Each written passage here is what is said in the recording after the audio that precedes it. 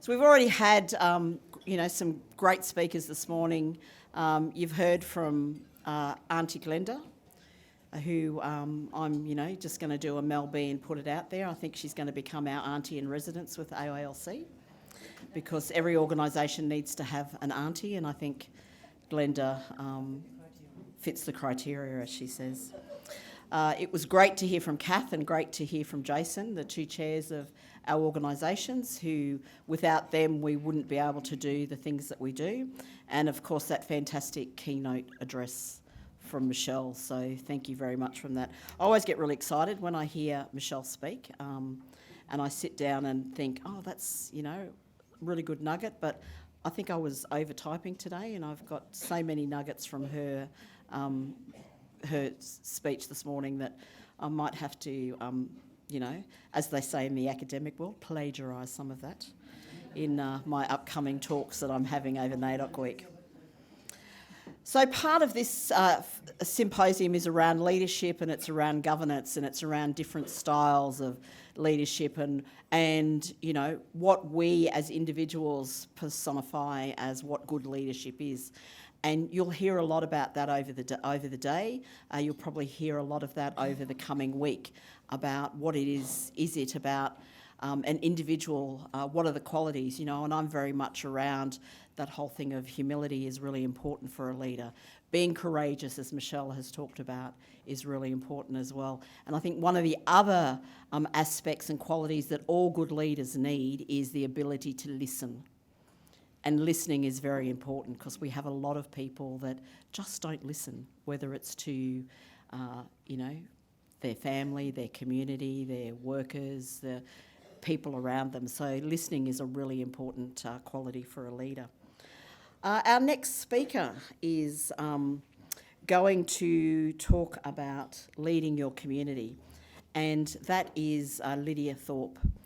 Lidia, I'm pleased to say, is an alumni from the AILC, and this is really great watching her journey and seeing where she has been and what she's doing. She was the former member for Northcote in the Victorian Parliament, the first Aboriginal woman to ever be elected to the Victorian Parliament. She has a lifetime of social justice advocacy for Aboriginal peoples and communities, and she really advocates for self-determination and community control. She's a mum and she's a grandmother, like a lot of us, we do hold dual roles. And I'm not even going to try and say her mob, because I don't want to be disrespectful and get it wrong, and I'm sure she'll share that with us. But if you can please welcome Lidia Thorpe.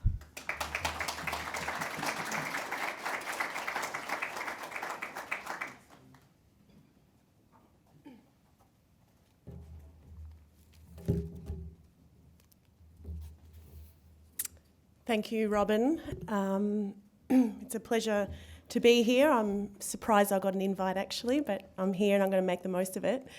I would first like to acknowledge the traditional owners on the land that we stand, the Ngunnawal people, acknowledge their continued resistance for the last 230 years of colonisation, oppression, and attempted genocide to wipe us out.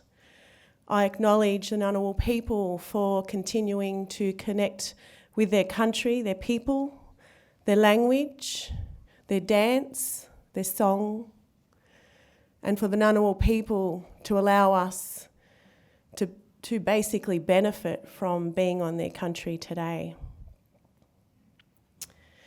I'm a Gunnai Gunditijmara woman. I belong to the Brabralung and Brackalung clans of the Gunnai and Djaparung clan of the Gunditijmara. I come from a very strong matriarchal line, a line of strong black women who've always stood up for our rights and our country and our people. So I know nothing different. And being a former politician, a lot of people ask me what it was like being in Parliament and being in politics. And I've always said, if you can survive black politics, you can survive anything. And white politics got nothing on our politics. So the topic, I've got half an hour. There's plenty that I'd like to say, but I'll stick to the script. Leading your community had me thinking about, I don't lead my community. So I really question the notion of leading your community. What does it mean? What does it mean to you? I think that a lot of our people, particularly self-appointed leaders, forget about our people on the ground, and they put themselves up as leaders and they don't take their mob with them. So it's really important, to understand what that means and to think about it for your own journey, that you can't call yourself a leader if you're not taking your people with you. It's pointless.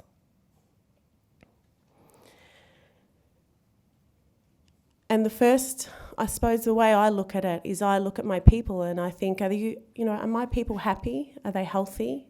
Are they prosperous by being on their country? And the answer is no. So that's what I fight for. That's what drives me. And until that day comes, I'll continue to fight. So I allow the community to lead me. And I do what my community and my old people tell me to do. And sometimes that isn't what the status quo wants. And sometimes that rubs people the wrong way. And sometimes, it can be quite confrontational and challenging for people to see that other blackfellas have different views. But I always go back to my people and make sure that I check in and have the permission from my people to speak about what I speak about and what I stand for. So basically, no one's left behind. There's plenty of examples of that. The Uluru Statement is one. Native title is another. There's plenty of examples where our people have been left behind, not at the table, without a voice, without participation in decision making. I'm not one of those people that do that to my mob. I make sure all my mob come with me on our journey. There's also what we're seeing right now in this country with our mob is the powerful and the powerless. We have a lot of corporate blacks, no disrespect, and self-appointed leaders that are quite powerful, quite resourced, and doing some deadly work. But we also have many, many, many of our people who are powerless. And in Victoria, in the last 3 weeks, we've had 5 deaths. One was a hanging of a young woman, my cousin. And every one of those funerals was crowd-funded. Shame.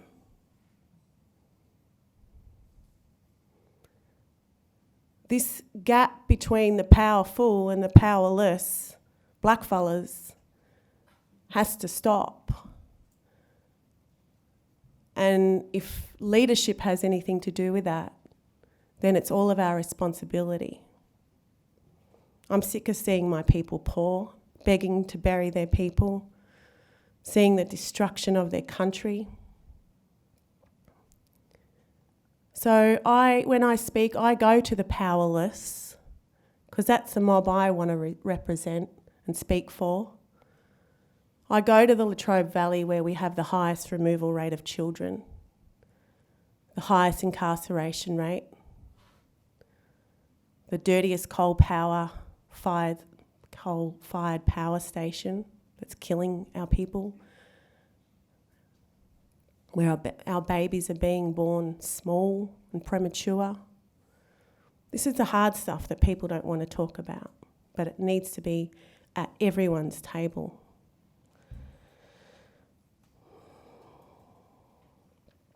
And do you listen to your community? You know, I just think that I put these up. I did this last night thinking, why am I doing a presentation on leading your community? Because that's not what I do.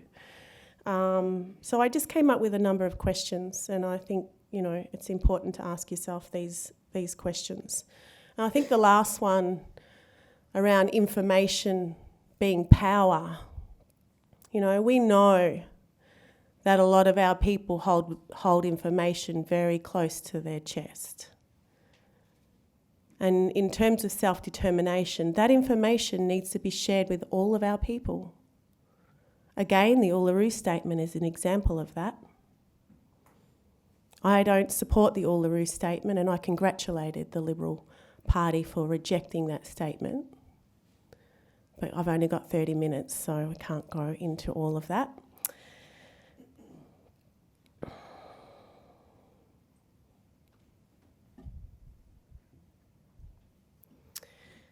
So these old fellas from the Kulin Nation in the 1880s are who are part of guiding me and what I do. And I think something else that happens with our leadership is that people forget where they come from and the struggles that our people had. And they weren't all calling for constitutional recognition. The 1988 march, the Don't Celebrate 88 march, wasn't about constitutional recognition. I just want to clarify that from the video. But these men from Corrandirt walked to the colonial parliament 5 times in the 1800s.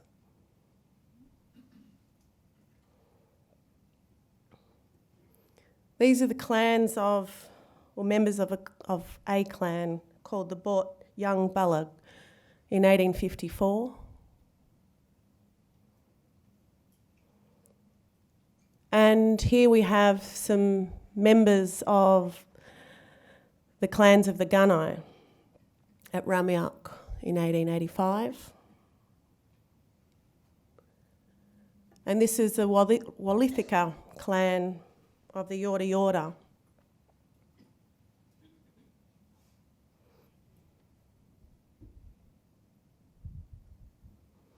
And here is Auntie Alice Robertson from the 1800s. A Wamba Wamba Barappa Barappa woman. So I don't know about you, but when I speak, when I do, and when I stand up for our rights, these are the old people that I have on my shoulders. And I don't go to sleep at night knowing that I fought for their rights as they did for ours. I thought this was important in terms of leading your community. You know, we have a very divided community. And I think right now it's the most divided it's ever been. And I just brainstormed some of those things that do divide us, and you'll probably come up with a whole lot more. First one, obviously, is the massacres that happen to our people around the country.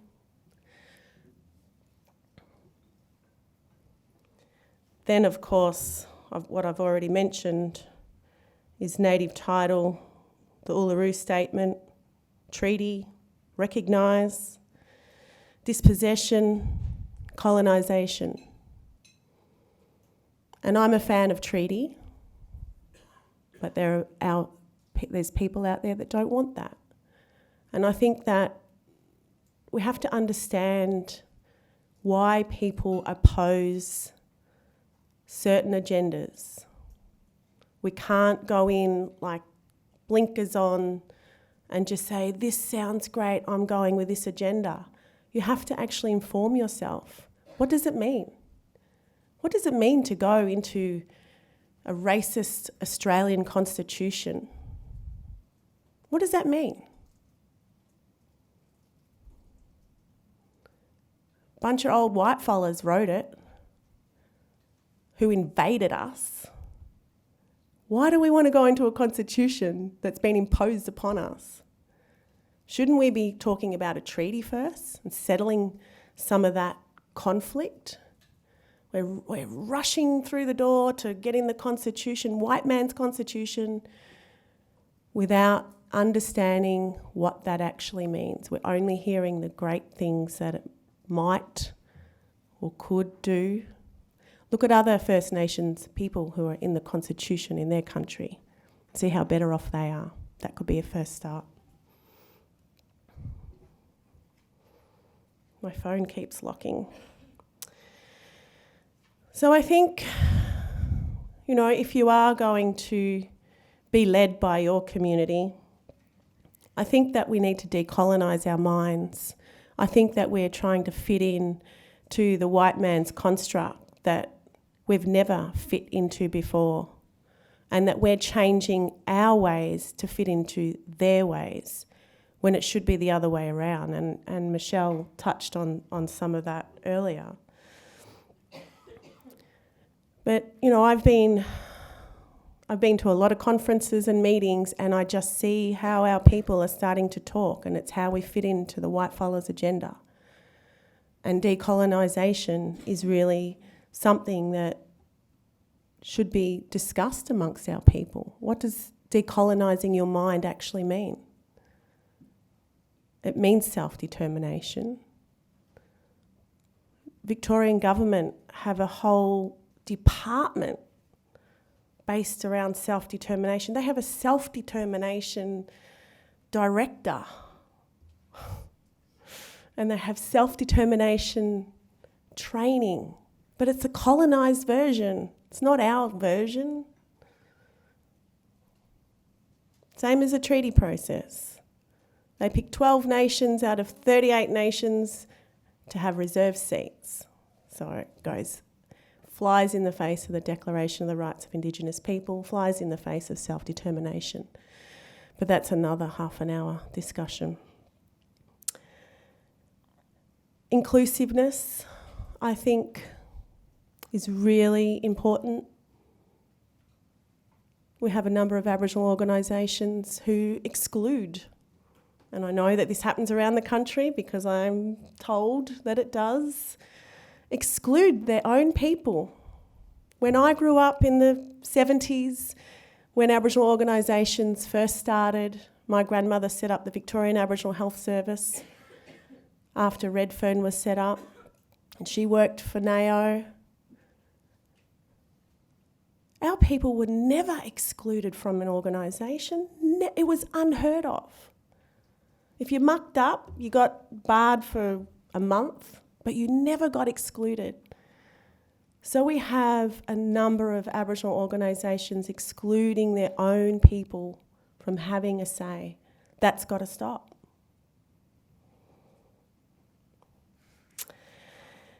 And the rest is self-explanatory. We have a responsibility. Being black in this country, you have a responsibility. And that responsibility is to look after your mob, bring them with you and look after your land.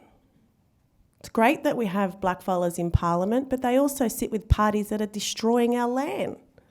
Like, come on. This is truth-telling, right? It's a theme of NAIDOC, and I'm going to tell the truth. So they're the thing. Don't be blindsided by this so-called leadership. If you don't have integrity and you're not doing the right thing by your people and your land, then what are you doing? And the last one, it is about responsibility for the oldest living culture in the world, which we should be proud of. And yeah, I'll leave it at that. But can I have a time check, please? How long have I got? 5? Okay. So finally, it's about listening to your people. People bag Facebook and say there's all these community just flying off the handle, but It's also a mechanism where our people do connect. You might not have $5 in your pocket, but you have Facebook. And I wouldn't be, downgrading the potential of Facebook because a few of our people do get angry and frustrated on Facebook, but where else can they air those frustrations? I think listen to that information that they're providing. Enable your people to be at the table. Victorian process, 12 reserved seats for the recognised government, traditional owner corporations, and those that aren't recognised by the government are being told that they have to participate in an open election process. And you have to sign up to an Aboriginal register, and it goes out to a vote.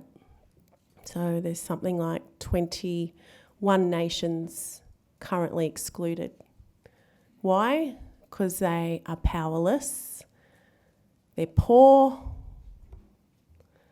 and they won't conform. Some of them won't conform to the government process of signing up to become a registered Aboriginal party or the Traditional Owner Settlement Act.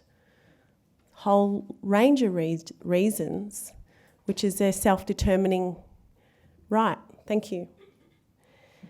And consultation is not consent. Again, Uluru Statement, invite only. People walked out of the Uluru meeting, which was held at Yalara, not at Uluru. And they walked out because people had no free informed prior consent. They had no information about what was going to be talked about. And as soon as it was raised by myself and a number of other sovereign people, we were then threatened with tribal law. And we had to sleep in the middle of the desert that night because we were warned we couldn't go back to our motel room. So when I hear Ularu's statement, it brings up a little bit of anxiety and trauma because we spoke out against it, or the process in terms of the Declaration of the Rights of Indigenous People, and then we were threatened with tribal punishment. So that's pretty much it from me. I thank the AILC for inviting me because I do have a different view, and I think that as leaders, as blackfellas, you need to know that there are different views. They all need to be respected as different views, understand why we have different views, but don't frown upon us. It takes courage and resilience as a black woman particularly to stand up in front of a room that, I see it's very pro-Uluru Statement. I thought, oh my goodness, how am I going to deal with this? But I can't pretend, and I only speak truth. So thank you for having me. And I'll leave you with this last slide, which I think that, says a lot about where we're at and how much we need to be doing. Thank you.